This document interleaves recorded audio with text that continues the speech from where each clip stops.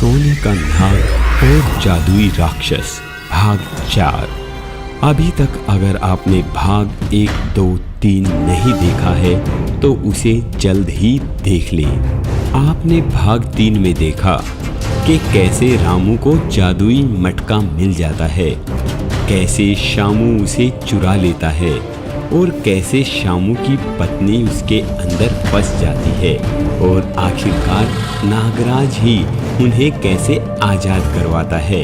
अब वो जादुई मटका रामू के पास है।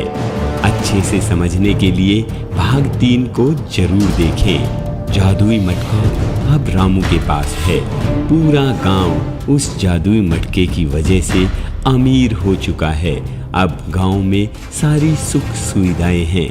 एक दिन की बात है, एक फकीर गांव में भीख मांगने के लिए आ जाता है। कोई इस भूखे गरीब को खाना खिला दो, कई दिन का भूखा हूँ, कई गांव काट कर आया हूँ। तुम्हारा गांव तो बहुत अमीर है ना, कोई तो मुझे कुछ दे दो बाबा। तभी रामू घर से बाहर आता है। अरे बाबा, आप और हमारे गांव में तो कोई भी गरीब नहीं है, कोई भी भिखारी नहीं है। आओ बाबा, आपके लिए खाना लगवाते हैं। अरे सुनती हो क्या, आज इतने दिनों में हमारे द्वार पर पहली बार कोई भूखा इंसान आया है। जल्दी से इनके लिए खाना लगा दो। हाँ जी, अभी लेकर आती हूँ। रामू भिखारी के लिए सोने की थाली में खाना लगवाता है। भिखारी ये देखकर हैरान रह जाता है। अरे बच्चा, ये गांव इतना अमीर कैसे है? क्या यहाँ पर कोई भिखारी नहीं है? कोई भीख नहीं मांगता है?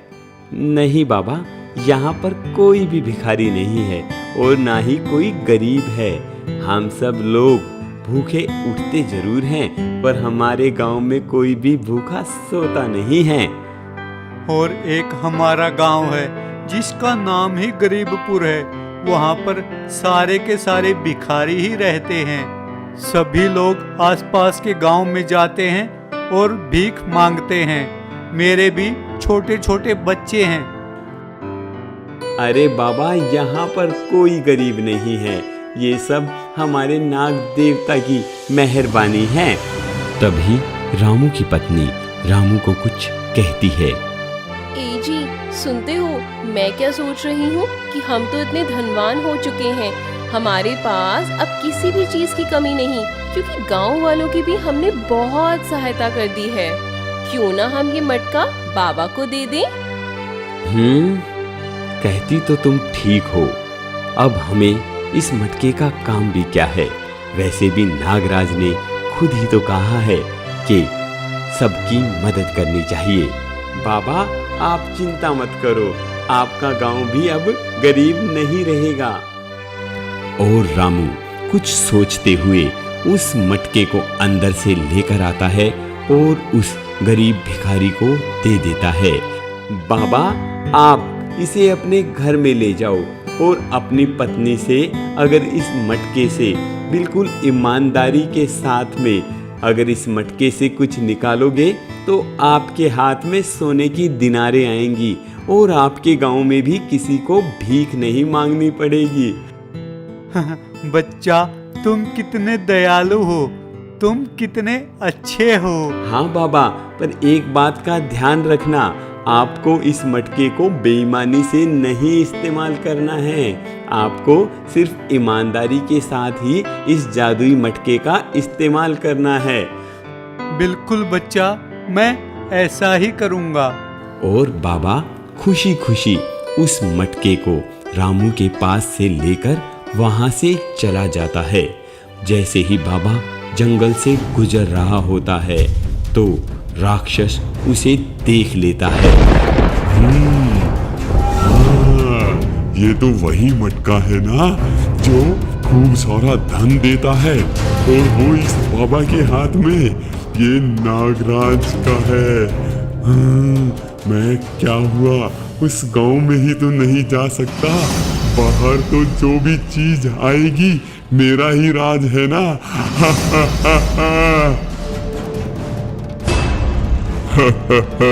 बाबा अब तुम मेरे हो, क्योंकि तुम मेरे इलाके में आए हो। अरे अरे कौन हो तुम कौन हो? कौन हो तुम? मैं राक्षस राज हूँ और इस जंगल पर मेरा ही कब्जा है। मुझे छोड़ दो, मेरे बीवी बच्चे मेरा घर पर इंतजार कर रहे होंगे।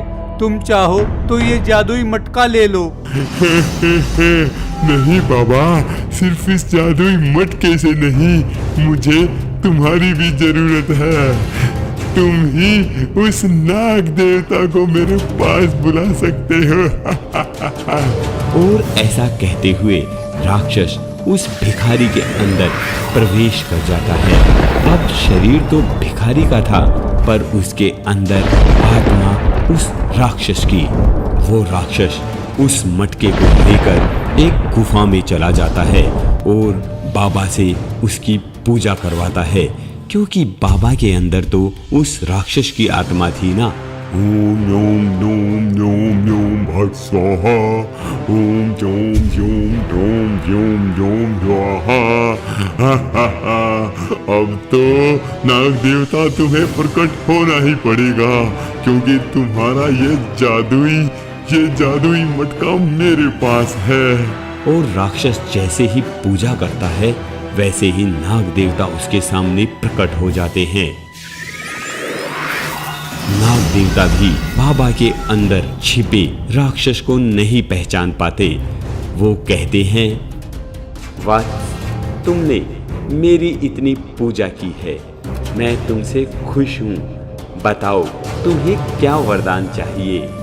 हे नाग देवता, मुझे कोई वरदान नहीं चाहिए। मेरी एक छोटी सी इच्छा है।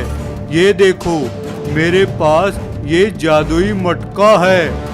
हाँ वत्स, ये मटका मैंने ही खुशहालपुर गांव के रामू को दिया था। और ये सिर्फ जादुई मटका नहीं है, ये तो मेरा घर है। ये मेरा बिल था जिसके अंदर मैं रहता था। तभी तो इसके अंदर जो भी कोई हाथ डालता है तो सोने की मुद्राएं उसे मिल जाती हैं। अच्छा नाग देवता, तो ये आपका घर है, आप इसके अंदर ही रहते थे।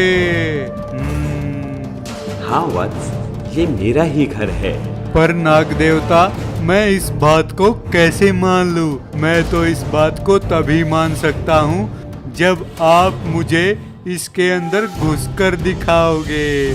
हाँ वत्स, इसमें कौन सी बड़ी बात है? मैं अपने घर में किसी भी समय घुस सकता हूँ। तो आओ नाग देवता, इसके अंदर आ जाओ। तभी नाग देवता अपने उस जादुई मटके के अंदर घुस जाते हैं। ये बात तो मैं पहले ही जानता था कि नाग देवता ये तुम्हारा घर है, तभी तो मैंने इसके अंदर तुम्हें घुसाया। तुम मेरे जाल में फंस गए नाग देवता। और खुश होते हुए राक्षस उस मटके को ऊपर से बंद कर देता है। नाग देवता, अब तुम अपने घर में खुद कैद हो गए हो। और राक्षस अब अपने असली रूप में आ जाता है। अब राक्षस ने नाग देवता को उसी के जादुई मटके में कैद कर लिया था। अब राक्षस बहुत खुश था। नाग देवता, अब तुम मेरे कब्जे में हो।